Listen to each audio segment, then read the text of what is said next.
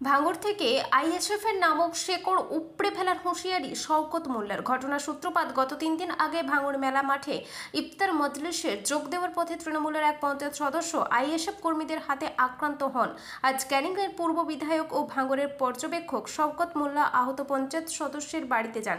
কর্মীদের উদ্দেশ্যে শওকত মোল্লা বলেন, আমরা গণতান্ত্রিকভাবে লড়াই করব, চোর খাবো, চোর মারবো না। কিন্তু তিনি জানান, তৃণমূল কর্মীদের মাথা ঠান্ডা রেখে কাজ করতে হবে এবং গণতান্ত্রিকভাবে আইএসএফ এর শেকড় উপড়ে ফেলতে হবে। বিধায়ক তৃণমূল কর্মীদের রাজনৈতিকভাবে শক্তিশালী হয়ে আইএসএফকে মোকাবিলা করার পরামর্শ দেন এবং সংঘাতে না জড়ানোর নির্দেশ দেন। ভাঙড়ের রাজনৈতিক পরিস্থিতি উত্তপ্ত হলেও বিধায়ক শওকত মোল্লা দলীয় কর্মীদের শান্ত থাকার বার্তা দিয়েছেন এবং গণতান্ত্রিক পথে আইএসএফকে পরাজিত করার আহ্বান জানিয়েছেন। আজকে আহত তৃণমূল কর্মীর বাড়িতে গেলেন, তার সাথে কথা বলে দেখা করলেন।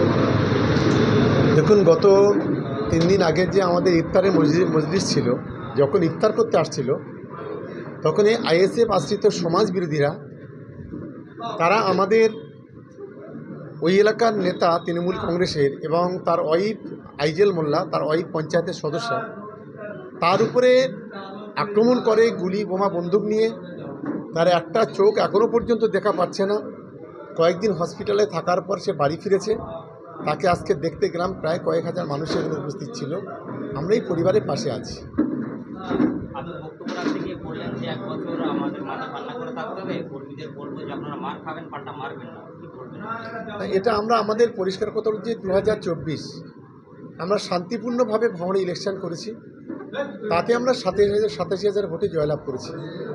আমরা আজও বলছি আমাদের সমস্ত ভাঙড় তৃণমূল কংগ্রেসের কর্মীদের, সমর্থকদের, যে আমরা চড় খাবো বই, চড় মারব না।